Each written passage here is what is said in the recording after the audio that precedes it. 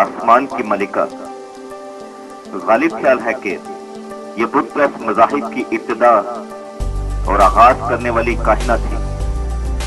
इसे बुत परस्ती की मजहब की बानी भी कहा जाता है।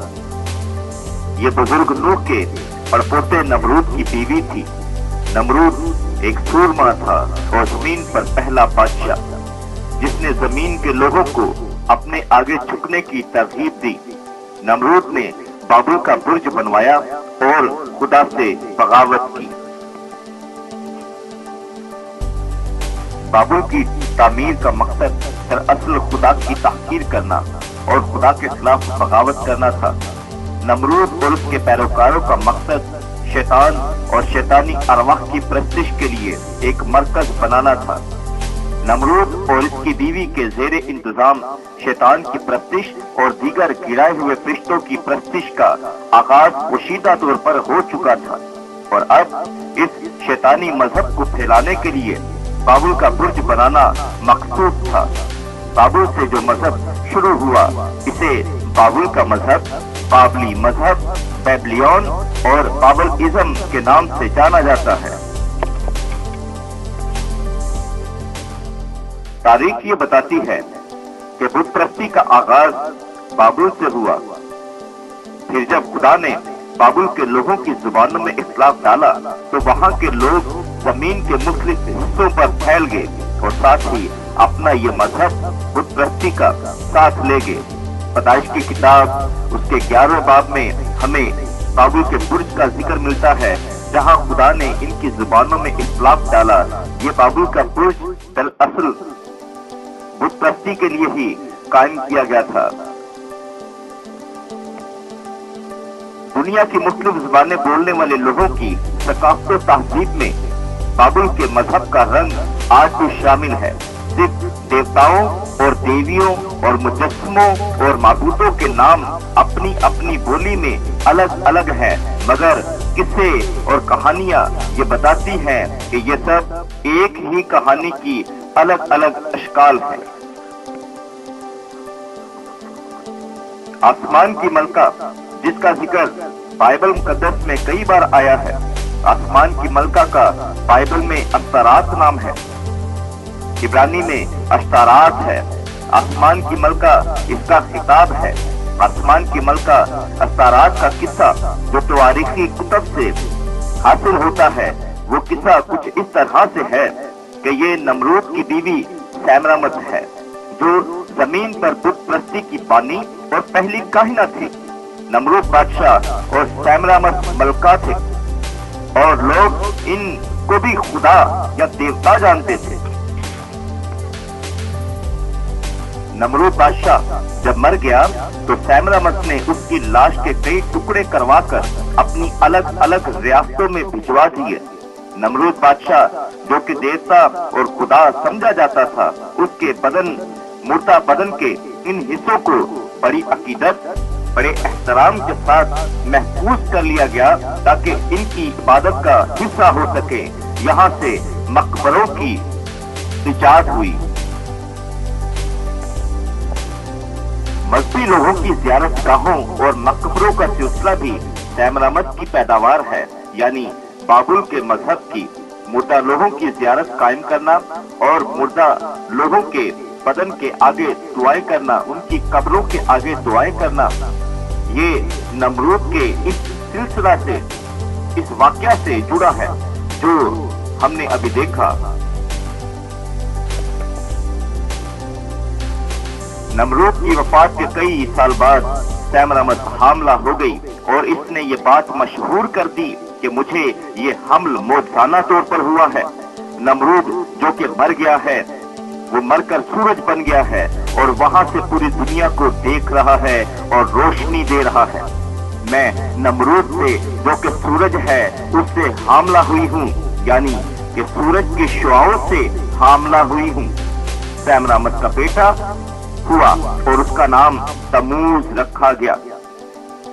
बुत परस्त तमाम मज़ाहिब में एक बात यकसा पाई जाती थी कदीम अदवार में, कि वो एक माँ और बच्चे का बुत हमेशा रखते थे और उसकी इबादत करते थे।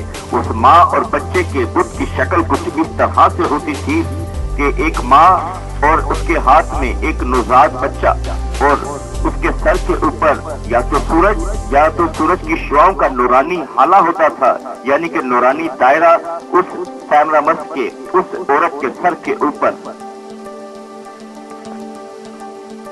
सैमरामस का बुत, स्टेचू या मुजस्समा कहें, ये अपने अकीदे की पूरी कहानी पेश करता है कि सूरज की शुआओं से सैमरामस हामला हुई और बच्चा यानी तमूज पैदा हुआ। नमरूद देवता ठहरा, तमूज भी देवता ठहरा, सैमरामस आसमान की मलका ठहरी यानी कि देवी। कदीम बुत प्रस्त मज़ाहिब में बहुत से देवी देवताओं के साथ साथ यही बात यकसा थी कि वो एक माँ और बच्चे के बुत की प्रस्तिश करते थे, और ये बुत की प्रस्तिश सारी कौमों ने तकरीबन की, और माँ और बच्चे का बुत सब कौमों के लिए इबादत में राइज किया गया।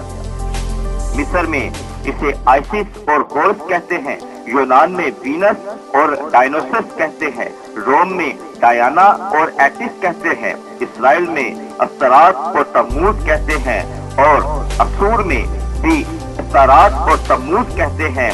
बाबुल में इसे सैमरामस और तम्मूज के नाम से जाना गया।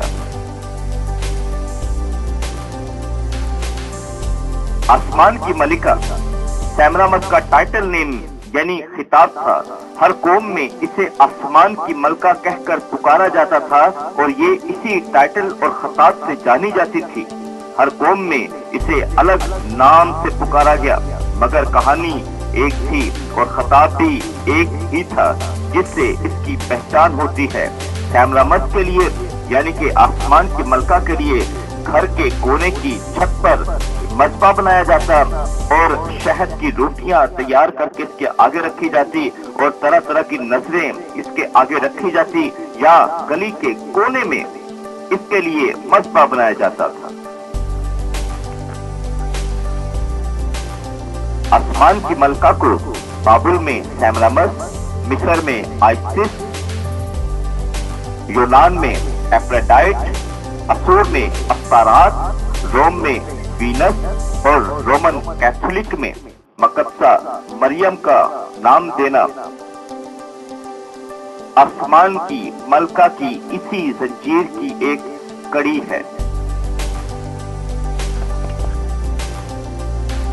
आसमान की मलका के साथ एक और भी कहानी जुड़ी हुई है जो मुख्तलिफ अक़वाम से हासिल होती है, और वो कहानी कुछ इस तरह से है कि नमरूद जो कि सैमरामस का आसमान की मलका का शोहर था, इसने अपनी ही माँ से यानी कि अपने बाप की बीवी से शादी की थी, या तमूज ने जो कि इसका बेटा था, इसने अपने ही माँ से शादी की थी।